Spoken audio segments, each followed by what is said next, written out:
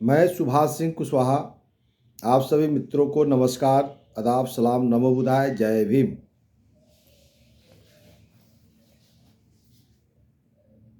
आज का विषय गांव में रहने वाले गरीब किसान मजदूरों के बीच से जो बेरोजगार हैं, उन बेरोजगारों को पंचायत प्रतिनिधियों के माध्यम से रोजगार कैसे दे सकते हैं। रोजगार से संबंधित आज हम लोग चर्चा करेंगे। राज्य के अंदर जो बेरोजगारी बढ़ रही है, उन बेरोजगारों को रोजगार देने के लिए बिहार के माननीय मुख्यमंत्री नीतीश कुमार जी ने निश्चित रूप से एक सफल प्रयास किया है। उन प्रयासों को ध्यान में रख करके हम अपने बिहार के पंचायत प्रतिनिधियों के माध्यम से सरकार की योजनाओं को गांवों तक जो पहुंचाया जा रहा है और उसमें तेजी आ जाए, जन जागरूकता के लिए अपनी बातों को यूट्यूब चैनल से जुड़ करके आज मैं रखना चाहता हूं। निश्चित रूप से खास करके मैं चर्चा करता हूं वार्ड सभा, ग्राम पंचायत के जो सदस्य हैं, ग्राम पंचायत के जो मुखिया हैं, यानी पंचायत सरकार की एक बड़ी भूमिका है कि बेरोजगारों को रोजगार, बेरोजगारों की नौकरियां जितना जल्दी हो सके हम सबको मिलकर के प्रयास करना चाहिए कि पंचायतों के अंदर, वार्डों के अंदर कोई बेरोजगार नहीं रह जाए। बहुत ही आज का जो विषय है शानदार विषय है। जो भी सुनने वाले मित्र साथी हैं, अंत तक जरूर इस वीडियो को आप देखें। सब्सक्राइब भी करने का मैं प्रतिदिन आग्रह करता हूं आप सब साथियों से, आप करते भी हैं, और जितना संभव हो हम सबको शेयर करके गांव-गांव तक पहुंचना चाहिए। इस निवेदन के साथ हम बेरोजगारों को रोजगार हम शुरू करते हैं। वार्ड सभा मैं लगातार चर्चा करते रहता हूं कि वार्ड सभा ही गांव में रहने वाले गरीब किसान मजदूरों के लिए सबसे बड़ी सभा है और वहीं से न्याय मिल सकती है। जिस क्षेत्र में आप जाना चाहते हैं उसका न्याय वहीं है। फिर ग्राम पंचायत के सदस्य और ग्राम पंचायत के मुखिया के दायित्व के तरफ मैं आपका ध्यान आकृष्ट करता हूं। ग्राम पंचायत को मुखिया अपने वार्ड सदस्यों के माध्यम से गांव के अंदर जो बेरोजगार है उसको रोजगार के क्षेत्र में उत्सुकता जगाना चाहिए। ग्राम सभा में इसकी चर्चा करनी चाहिए कि अगला जो वार्ड सभा हो उसमें आप निर्णय करें, क्योंकि वार्ड सभा से निर्णय होकर के ग्राम सभा में आता है और ग्राम सभा के बाद ग्राम पंचायत की बैठक में विधिवत उस पर निर्णय लिया जाता है। तो सबसे बेरोजगार कौन है? अंतिम कतार में बैठे हुए व्यक्ति जो होते हैं, जो मजदूर होते हैं।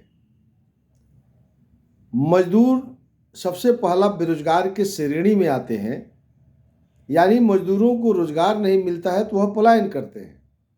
तो सरकार ने इसके लिए मनरेगा योजना चलाया। जो मिट्टी काटने वाले मजदूर हैं, मजदूरों का भी दो श्रेणी है। एक मिट्टी काटने वाले, मिट्टी से जुड़े हुए काम को करने वाले मजदूर हैं, और दूसरा मजदूर है कुछ टेक्निकल काम भी करते हैं, सड़क बनाते हैं, भवन बनाते हैं, पुल बनाते हैं, पुलिया बनाते हैं, वगैरह वगैरह। कई ऐसा टेक्निकल मजदूर हैं जिसको श्रम डिपार्टमेंट से रजिस्ट्रेशन करके उनको लेबर कार्ड बनता है। उसी प्रकार से मिट्टी काट करके जो मजदूर हैं उसको मनरेगा से लेबर कार्ड बनता है। यानी मनरेगा से भी रोजगार देने का प्रावधान किया गया है। तो इसीलिए कहता है कि वार्ड सभा में मजदूरों को चिन्हित करिए।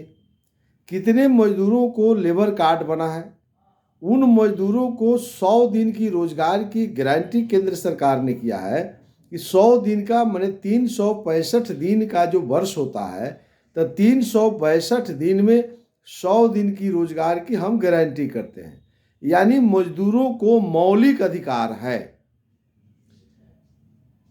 जिस तरह शिक्षा विभाग में बच्चों को पढ़ने का सरकार ने मौलिक अधिकार दे दिया है, उसी तरह से मजदूरों को मनरेगा में 365 दिन में 100 दिन की रोजगार की गारंटी करता है। यानी अगर 100 दिन रोजगार हम नहीं देते हैं तो हम मजदूरों को बेरोजगारी भत्ता देंगे। अब यहाँ बेरोजगारी भत्ता वार्ड सदस्यों को जानना बहुत ज़रूरी है, खास करके ग्राम पंचायत के मुखिया को भी जानना जरूरी है कि बेरोजगारी भत्ता कैसे मिलता है।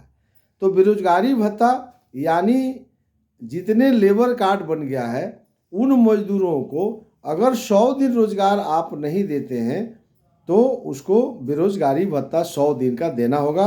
यानी 100 दिन का जो मजदूरी का रेट है, अब मान लीजिए कि 200 रुपया प्रतिदिन मजदूरों की रेट है, तो 200 रुपया के हिसाब से 100 दिन का कितना हुआ, 20,000 रुपया।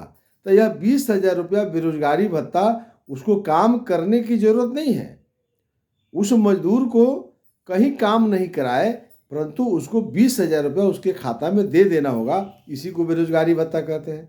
अब बेरोजगारी भत्ता कैसे लीजिएगा, तो उसमें एक शर्त है कि मजदूर को हर पंचायत में रोजगार सेवक यानी रोजगार देने वाला व्यक्ति, तो रोजगार सेवक को एक आवेदन देगा मजदूर कि हम बेरोजगार हो गए हैं, हमको खाने के लिए अन्न नहीं है, हमको दवाई के लिए पैसा नहीं है, हमारे परिवार जो है दुखित है, हमको आप रोजगार दीजिए। यानी रोजगार मांगना है उस मजदूर को।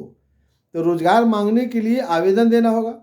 आवेदन देने के 15 दिनों के अंदर रोजगार सेवक उसको रोजगार दे देगा। अगर 15 दिनों के अंदर रोजगार नहीं देता है तो कुल मजदूरी यानी 200 अगर मजदूरी का रेट है, उसका 1/4 25 रुपया के हिसाब से 15 दिन का बेरोजगारी भत्ता उसको देना पड़ता है।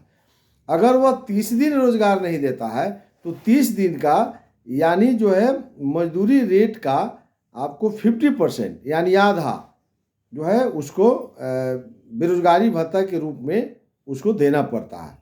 यानी उसको 100 रुपया के रोज़ जोड़ करके उसको 3,000 रुपया उसको भुगतान करना पड़ता है। अगर 100 दिन रोजगार नहीं देते हैं तो 20,000 जो उसका मजदूरी होता बिना काम किए उसको बेरोजगारी भत्ता देना है। यानी वार्ड सदस्य इस बात को जानकारी अब हो गया, रखना चाहिए।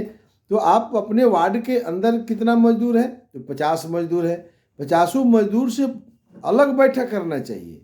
वार्ड क्रियान्वयन एवं प्रबंधन समिति के लोगों को आपस में बैठ करके उन मजदूरों को चिन्हित करके एक अलग से बैठना चाहिए और उनके कैरियर के बारे में हम सबको मिलकर के प्लानिंग करना चाहिए। तो इस तरह से बेरोजगारी भत्ता उसको मिल गया। यानी गांव में जो अंतिम कतार में बैठे हुए मिट्टी काटने वाले मजदूर हैं, उसको रोजगार यदि देने के लिए वार्ड सदस्य आगे बढ़ के आएंगे, वार्ड सभा में चर्चा करेंगे, तो बिहार से मजदूरों का पलायन रुक जाएगा। और जब तक इस काम को आप नहीं करेंगे, मजदूरों का पलायन नहीं रुक सकता है। अब थोड़ा दूसरा मजदूर को देखिए। दूसरा बेरोजगार कौन है, वो टेक्निकल मजदूर हैं जो भवन बनाते हैं। आपको कालीकरण बनता है, पिच सड़क बन रहा है, बड़े बड़े उद्योग धंधा में मजदूर काम करते हैं, तो वो मजदूरों का श्रम डिपार्टमेंट से रजिस्ट्रेशन होता है। उसको कई बार मैं बता चुका हूँ, जिसको श्रम डिपार्टमेंट से रजिस्ट्रेशन हो जाएगा उसको 2 वर्ष 2 बेटी की शादी में 50-50 हज़ार सरकार देती है।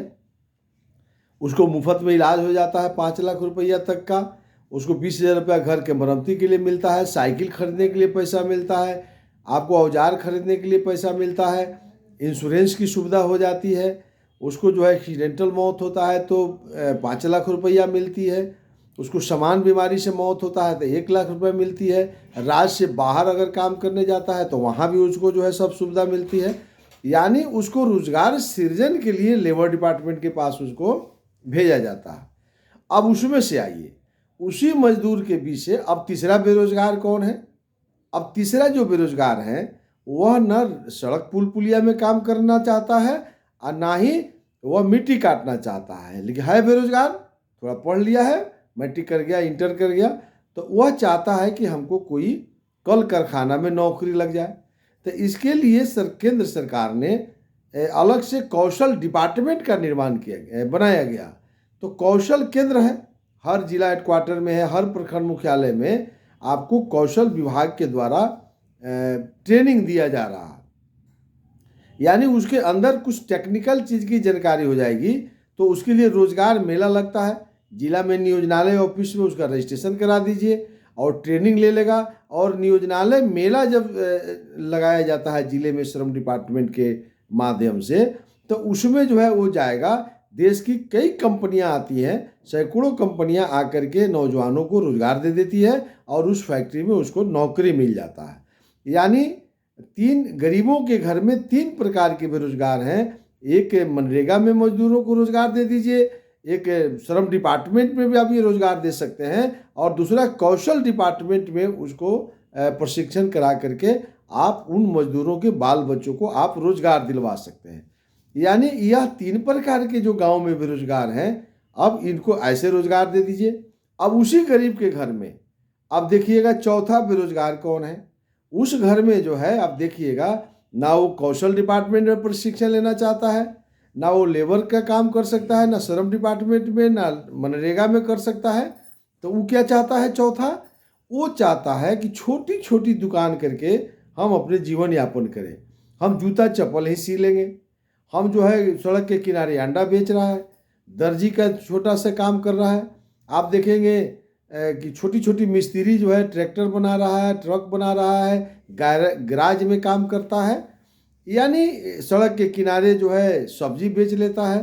सड़क के किनारे आपको जो है कई ऐसी छोटा छोटा उद्योग धंधा है, बिल्डिंग करके थोड़ा कुछ भी करके सैलून खोल लिया है। आप देखते होंगे सड़क के किनारे 2 पीढ़ा लगा कर बैठ कर के दाढ़ी बना रहा है। तो यानी उस गरीब के घर में चौथा जो बेरोजगार है, वह चाय के दुकान से सब्जी बेच करके, अंडा बेच करके, आपको जूता चप्पल सी करके आप छोटे छोटे रोजगार के माध्यम से, जैसे भारत के प्रधानमंत्री चाय बेच करके जिंदगी शुरू किए थे, उसी प्रकार से गरीब के बाल बच्चे भी छोटे छोटे जिंदगी माने वो थोड़ा छोटा व्यवसाय करके अपने आप को बढ़ाना चाहते हैं। तो ये कौन चिन्हित करेगा इस 4 प्रकार के बेरोजगारों को? वार्ड सभा और वार्ड क्रियान्वयन एवं प्रबंधन समिति। भारत के प्रधानमंत्री को कह दिया जाए, मुख्यमंत्री को, कलेक्टर को कह दिया जाए, एक मुखिया को कह दिया जाए, पूरे पंचायत में 4 श्रेणी में बेरोजगारों को बांटने के लिए, तो किसी को है औकात? लेकिन वार्ड सदस्य को औकात है। वार्ड क्रियान्वयन एवं प्रबंधन समिति 7 आदमी की बैठक प्रत्येक सप्ताह बैठना है और अपने गाँवों के अंदर कौन लेबर मनरेगा में कर सकता है, कौन लेबर श्रम डिपार्टमेंट में जा सकता है, किसको कौशल डिपार्टमेंट में ट्रेनिंग दिलवा दिया जाए, और किसको चाय का दुकान, पान का दुकान, आपको अंडा का दुकान, दर्जी का काम, चप्पल सीने का काम, कौन उद्योग धंधा से जुड़ करके अपने जीवन को रोजगार मुखी की तरफ बढ़ाना चाहता है। यानी बीपीएल को एपीएल में ले जाने के लिए यह 4 प्रकार के नीचे गरीबों के घर में आप रोजगार सृजन कर सकते हैं। तो इसके लिए वार्ड सदस्य ही सक्षम है। जिस दिन वार्ड सदस्य इस विषय को आप समझ जाएंगे कि हमको एक एक बेरोजगारों को, एक एक नौजवानों को काम से हमको बांधना है, तो आप निश्चित रूप से आप सफल हो सकते हैं। तो ये 4 प्रकार के जो बेरोजगार हैं गांव में रहने वाले, इनको हम कर सकते हैं। अब इसमें से 5वां रोजगार क्या है, बेरोजगार क्या है? अब वो ग्रेजुएट कर लिया है, एमए कर लिया है, एमएड कर लिया है, रिक्शा चलाने वाला का बेचा है, सब्जी बेचा, मनरेगा में काम किया, श्रम डिपार्टमेंट काम किया, दिल्ली के चौराहा पर ठेला पर सब्जी बेच करके अपने बच्चे को पढ़ाया, एमए कराया, एमएड कराया, वह बच्चा बेरोजगार है, उसको भी नौकरी चाहिए। तो उसके लिए आप क्या करेंगे? तो हमने बताया था पिछला वीडियो में कैसे आप उसके समूह बना करके उसको कैसे उद्योग धंधा की तरफ आप जोड़ सकते हैं। तो वैसे लोगों को देश में जो कंपनियां हैं, जो कैसे उसको आप प्रशिक्षण देंगे, आप उसको और पढ़ने के लिए प्रेरित करें और उसको कैसे रोजगार देंगे, कहाँ कहाँ निजी क्षेत्र में जो है आप उसको समाहित करने का योजना बनाएंगे, तो उसको चिन्हित करना। इस टाइप के कौन लोग हैं, उसको कहीं ना कहीं समूहों से जोड़ करके, किसान का लड़का है तो अब किसानों के घर में जाइए, ज़्यादा इस टाइप का मिलेगा मध्यम वर्ग में।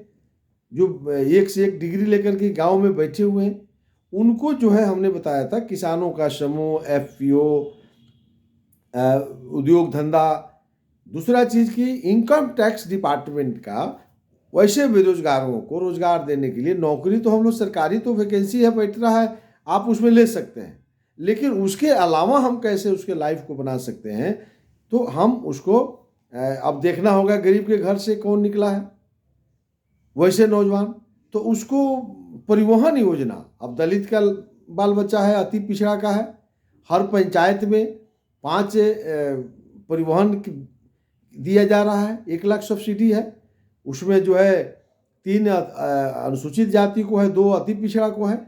तो वैसे व्यक्ति को अपने वार्डों में चिन्हित करना कि परिवहन योजना का लाभ किन किन को दिलवाना है, उसको ड्राइवरी लाइसेंस के लिए प्रेरित करके उसको बनवाना, और बनवा करके उसको 5 परिवहन का लाभ ग्राम पंचायत के मुखिया अपने वार्ड सदस्यों के साथ बैठ करके वहाँ उसको रोजगार दे सकते हैं। जो पढ़ा लिखा नौजवान है, जो अपने जीवन को जूझ रहा है, तो उसमें से निकाल करके एक एक व्यक्ति के लिए उसको 5वें व्यक्ति का रोजगार, जो एजुकेटेड लोग हैं उसको कैसे कर सकते हैं, आप अपने स्तर से उसका कर सकते हैं। अब उसके जरा ऊपर उठिए, किसानों के घर में कैसे रोजगार दिया जाए, किसानों को कैसे उसको मजबूत किया जाए, तो किसानों के समूह बनाकर किसानों के घर के समस्याओं को, उनके जो उत्पादित सामान है, आप गेहूं है, धान है, आपको फल सब्जी जो उत्पादन हो रहा है, तो उसके लिए सरकार जो है फल सब्जी के लिए गोदाम बना रही है, कोल्ड स्टोरेज बना रही है, आपको हर प्रकार के गोदाम बनाया जा रहा है, और कृषि आधारित उद्योग धंधा के लिए सरकार पैसा दे रही है।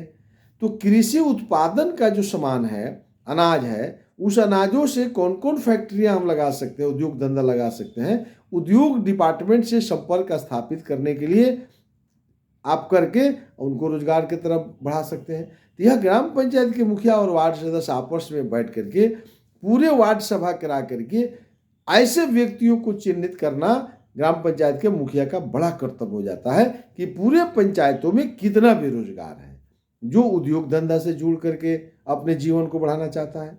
तो उद्योग विभाग से उसका प्राकलन, उसका एस्टिमेट बना करके फिर किसी बैंक में भेज करके और ग्राम सभा से निर्णय करके पंचायत समिति में भेज करके प्रखंड विकास पदाधिकारी जो बैंकर्स का अध्यक्ष होते हैं, सभी बैंक का अध्यक्ष जो है ब्लॉक प्रमुख बीडीओ के निर्णय में निगरानी में बैठक होती है हर 2 माह पर, उन बैंक पदाधिकारी प्रबंधकों के साथ बीडीओ को बैठना चाहिए और पूरे ब्लॉक के पंचायतों से जो उद्योग धंधा से जोड़ करके जो उन बेरोजगारों को, जो किसान के बाल बच्चे हैं, उनको कैसे रोजगार दिया जाए, उनको कैसे बढ़ाना है, उनको केसीसी कैसे कराना है। तो इस तरह से उसके घर में भी बेरोजगारों को उद्योग धंधा से जोड़ करके हम उसको रोजगार दे सकते हैं। तो यानी ये जो बेरोजगार हैं गाँवों के अंदर, उन बेरोजगारों को हमने बताया कि कैसे आप जोड़िएगा। अब जो है एक हम पूंजीपति हैं, गांव में तो सब प्रकार के लोग हैं ना, मजदूर हैं, मध्यम वर्ग में किसान हैं। अब जरा वहाँ पूंजीपति भी बहुत लोग होंगे गाँवों के अंदर जो नहीं चाहते हैं कि हम चाय का दुकान खोलें, वो चाहते हैं कि 1 करोड़ 2 करोड़ 5 करोड़ का उद्योग लगावें। तो सबसे ज़रूरी है वार्ड सदस्य और ग्राम पंचायत के मुखिया को कि हर पंचायत में 1-2 व्यक्ति को बड़ा उद्योग लगाने के लिए प्रेरित करना। इससे क्या होगा कि 1 करोड़ 2-4 करोड़ का कोई व्यवसाय आप तलाश करते हैं, कृषि आधारित उद्योग धंधा का अगर आप स्थापना कर देते हैं पंचायत में 1 गो 2 गो, तो समझिए जी सैकड़ों उस गांव के मजदूर उसमें समाहित होंगे, सैकड़ों लोगों को, हजारों लोगों को आप वहाँ रोजगार से जोड़ सकते हैं।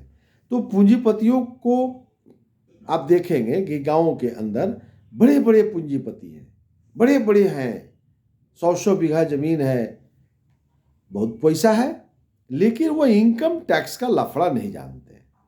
तो इनकम टैक्स डिपार्टमेंट जो है वह चाहती है कि आप हमको बताइए कि आपको आमदनी कितना है। हर व्यक्ति को देखिएगा तो पैन कार्ड बनवा लिया है और पॉकेट में लेके घूम रहा है। पॉकेट में क्यों घूमता है? तो अब बैंक कहता है कि 50,000 रुपये से ज़्यादा जमा करना है तो आप अपना पैन नंबर लिखाइए। इसके लिए वो लेके घूमता है। दूसरा कि हर जगह पैन कार्ड नंबर मांगता है, लिखा दिए, वो पूछता है कि ये पैन कार्ड इसी के लिए बना है। नहीं, लेकिन इसकी ज़रूरत इतना ज़रूरी है कि वह पैन कार्ड रिटर्न दीजिए। अपने अपने ज़िले में इनकम टैक्स रिटर्न भरने वाले वकील हैं, सीए हैं, उनसे संपर्क करिए। तो आप अपनी पूंजी को बताइए कि साल में मैं कितना कमाता हूँ, तो यह रिटर्न चला गया। इसलिए रिटर्न की ज़रूरत है। जब वैसे पूंजीपति चाहता है कि हम अपने बच्चों के लिए 5 करोड़ का रोजगार कर दें, उसके पास पैसा हो सकता है, संभव है कि 5 करोड़ रुपया लेकर उद्योग करेगा, लोन सधा देगा। लेकिन जैसे ही बैंक में जाएगा तो वो कहता है कि 3 बरस का रिटर्न दीजिए। अब वो रिटर्न जानता ही नहीं है, और बेटा यहाँ एमए करके बेरोजगार है, उसका शादी विवाह का मौका है, 28 साल 30 वर्ष का उम्र हो गया है। अब वो 3 बरस मतलब 3 साल और जोड़ दीजिए, अगर 30 साल का है तो 3 बरस 33 बरस में जाकर रिटर्न उसका होगा। तब तक वो सनक जाएगा, उसका दिमाग भटकाव का शिकार हो जाएगा। तो इसलिए वैसे अभिभावकों को जब बच्चे मैट्रिक इंटर पास कर जाते हैं, जैसे ही ग्रेजुएशन स्नातक डिग्री लेना शुरू करते हैं, तो धीरे से आप अपना इनकम टैक्स को ठीक करिए, आप अपना रिटर्न ठीक करिए। कि जैसे ही अगर बेटा बेरोजगार हो गया, आपको नौकरी नहीं मिल रहा है, आप चाहते हैं 2 करोड़ 4 करोड़ 10 करोड़ 20 करोड़ 50 करोड़ का व्यवसाय करना, तो इनकम टैक्स रिटर्न जरूरी है। तो इनकम टैक्स जैसे ही बैंक में जाइएगा, आपका देखेगा, डॉक्यूमेंट्स देखेगा, आपका ज़मीन देखेगा, आपका सब कागज़ देखेगा, रिटर्न नहीं रहेगा तो कहिए माफ़ कीजिए, हम आपको पैसा नहीं दे सकते हैं। आपके पास सब कुछ है लेकिन इनकम टैक्स रिटर्न नहीं है, यानी आपका आमदनी का स्रोत नहीं है, तो बैंक आपको 5 रुपये नहीं देगा। लेकिन जैसे ही आप रिटर्न उसको दीजिएगा तो आपको अच्छा खासा पैसा देने के लिए, मदद करने के लिए तैयार हो जाएगा। यानी आपके घर में जितने सदस्य हैं सबको रिटर्न देने के लिए आप उस अफसर से मिलिए, इनकम टैक्स डिपार्टमेंट के वकील से मिलिए, सीए से मिलिए और उसके तरफ बढ़िए। जैसे ही बेटा के लिए आप चाहते हैं कि कोई बड़ा रोजगार करें, आप उसके लिए वकील हैं, उसके लिए एस्टिमेट बनाने वाले लोग हैं, ये आप उसके पास जाइए, उस इंजीनियर के पास जाइए, वो आर्किटेक्ट के पास जाइए, वो सब आपको बनाएगा। और आप अपने बेटा को करोड़ 2 करोड़ 10 करोड़ जो आप देश में उद्योग धंधा है, आप जो बनाना चाहते हैं, वो अपने गाँवों के अंदर उद्योग लगा सकते हैं। तो इसके लिए ग्राम पंचायत के मुखिया को तैयार होना होगा, अब वार्ड सदस्य को इस पर खोज करना होगा। लेकिन ग्राम पंचायत के मुखिया और वार्ड सदस्य अपने आप को समझना पड़ेगा कि हम गवर्नमेंट हैं। तो गवर्नमेंट के अंदर आप पंचायत के अंदर कितना उद्योग धंधा लगाएं, एक भी बेरोजगार नहीं रहे, हर बेरोजगारों को रोजगार, हर जिस स्तर के बेरोजगार हो उस स्तर पर हम कैसे हम उसको इस तरह से हम बेरोजगारों को रोजगार दे सकते हैं। कुल मिलाकर के वार्ड क्रियान्वयन एवं प्रबंधन समिति की बड़ी जवाबदेही है। थोड़ा विश्लेषण कर देंगे, माफ करेंगे जिसको दुख होगा। हम लोग ग्राम पंचायत के मुखिया, ग्राम पंचायत के वार्ड सदस्य 80%, 20% ठीक है। लोगों को लगता है कि हम चुनाव जीत के जो आए हैं, प्रधानमंत्री आवास से घर बनाना है। हम चुनाव जीत के आए हैं तो हमारी जवाबदेही है सड़क बनाना, पुल बनाना, पुलिया बनाना, शौचालय बनाना। यानी जिस भी पंचायत प्रतिनिधि से बात कीजिए, वह सड़क बनाने के पीछे पागल है। जब बात कीजिए किसी ग्राम पंचायत के मुखिया, वार्ड सदस्य, जिला परिषद, पंचायत समिति से, तो हम 500 फीट पीसीसी करा रहे हैं, हम पुल बना रहे हैं, हम खेल का मैदान बना रहे हैं। सुनकर तो अच्छा लगता है, लेकिन उनको ये लग ही नहीं रहा है कि इसके अलावा भी विकास है, संपूर्ण विकास, 29 विभाग का विकास। जो चीज आंख से दिख रहा है सब अधिकार पंचायती राज सरकार को दिया गया है। जो बिहार के आईएएस है ना, 2001 में जब आदरणीय श्रीमती राबड़ी देवी के नेतृत्व में बिहार में जब चुनाव हुआ पंचायत का, उससे पहले जिला के डीएम और डीडीसी विकास योजनाओं का निर्णय लेते थे। अब तो उनके हाथ से कट गया। 2001 से पहले विधायक और सांसद योजनाओं का निर्णय लेते थे। कौन पुल बनेगा, कौन सड़क बनेगा, कहाँ का किसका घर बनेगा, डीडीसी पास करते थे, कलेक्टर स्वीकृति देते थे। लेकिन पंचायत सरकार जब से आया 2001 के बाद में, विधायकों का और सांसदों का जो निर्णय लेने की शक्ति समाप्त हो गई। अब उनको भी निर्णय लेना है तो पंचायत समिति की बैठक में बैठना पड़ेगा और जिला परिषद की बैठक में बैठना पड़ता है। तो सिर्फ का सिर्फ अब राज्य और केंद्र सरकार की योजना अब सिर्फ पंचायत सरकार को जाती है, यानी ग्राम पंचायत के मुखिया और वार्ड सदस्य ही अधिकृत हैं, वही गांवों के लोगों को लाभ दे सकते हैं। अब सब पूछिएगा कि पंचायत समिति का क्या भूमिका है, तो मॉनिटरिंग है ना, अनुश्रवण, पर्यवेक्षण, निरीक्षण। दुख के साथ कहना पड़ता है कि बिहार के ब्लॉक के प्रमुख और पंचायत समिति भी रोड बनाने के लिए खोज रहे हैं, सड़क बनाने के लिए खोज रहे हैं, क्योंकि उनको यह नहीं अनुभूति हो रही है कि हमको ग्राम पंचायत के भ्रष्टाचार पर अंकुश लगाने के लिए ना पंचायत समिति का गठन किया गया है, जिला परिषद की तो गठन किया गया है कि ग्राम पंचायत भ्रष्टाचार में लिप्त नहीं हो जाए, क्योंकि मुखिया और वार्ड सदस्य को दुनिया का जितना अधिकार है दे दिया गया है। तो ग्राम पंचायत का मुखिया और वार्ड सदस्य भटकाव का शिकार नहीं हो जाए, लूटने नहीं लगे पैसा को, सीधा समझिए, क्योंकि पावर तो उन्हीं को है। तो जिला परिषद को शक्ति दे दिया गया धारा 160 में कि यदि कोई ग्राम पंचायत यानी मुखिया और वार्ड सदस्य पैसों का दुरुपयोग करती है, पैसों का लूट करती है, तो उस ग्राम पंचायत को भंग कर दीजिए। तो जिला परिषद को अधिकार है ना। तो यदि ग्राम पंचायत में भ्रष्टाचार रहता तो जरूर जिला परिषद के लोग भंग करते। तो मान लीजिए कि बिहार में ग्राम पंचायत में भ्रष्टाचार नहीं है, तो जब ग्राम पंचायत में भ्रष्टाचार नहीं है तो शिक्षा व्यवस्था क्यों लोग कहता है कि ये फेल हो रहा है। सरकार एकदम प्रयास कर रही है शिक्षा ठीक हो जाए, स्वास्थ्य ठीक हो जाए, किसानों का समस्याओं का निदान हो जाए, सिंचाई व्यवस्था ठीक हो जाए, लघु सिंचाई डिपार्टमेंट ठीक हो जाए, बिजली डिपार्टमेंट ठीक हो जाए, तो फिर शिकायत किस बात का है। अगर शिकायत है कि शिक्षा व्यवस्था बिहार में चौपट है, अगर स्वास्थ्य विभाग बिहार में चौपट है, तो निश्चित रूप से ग्राम पंचायत दोषी है। सरकार तब दोषी है जब इंफ्रास्ट्रक्चर नहीं जाती है, यदि विद्यालय में डस्टर नहीं है, खली नहीं है, मास्टर नहीं है, बोर्ड नहीं है, भवन नहीं है, तो नीतीश कुमार तो दोषी है ही।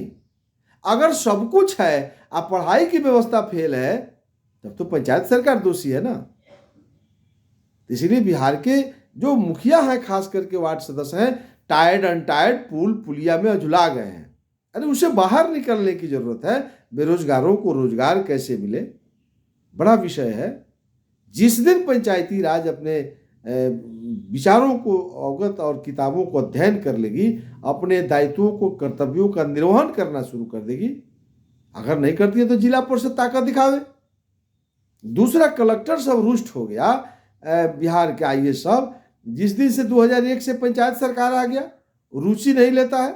अगर रुचि कलेक्टर लेते तो कलेक्टर को तो पावर दिया गया धारा 18 के उपधारा 5 में कि कोई ग्राम पंचायत का मुखिया यदि इस कामों को नहीं करता है, कर्तव्यों का निर्वहन नहीं करता, अपने दायित्वों का निर्वहन नहीं करता है, अधिनियम के साथ खिलवाड़ करता है, तो मुखिया को बर्खास्त कर देना है, वार्ड सदस्य को छोड़ देना है, मुखिया को खत्म करके फिर मुखिया के पद पर चुनाव करा दीजिए। तो क्या कोई कलेक्टर बिहार में किसी एक मुखिया को बर्खास्त किया?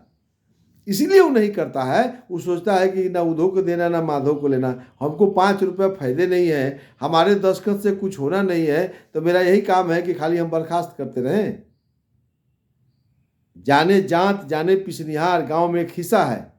तो बिहार के आईएएस बेलगाम छोड़ दिए हैं पंचायती राज जनप्रतिनिधियों को, जाइए जो करना है सो करिए, हम लोग चुपचाप बैठे हुए। तो आइए एक बार मैं अपने प्रतिनिधियों के माध्यम से गांवों के बेरोजगारों को रोजगार दे सकते हैं। इसी आशा और विश्वास के साथ आप सबसे विदा लेते हुए आप सभी मित्रों को नमस्कार, आदाब, सलाम, नमो बुधाय, जय भीम।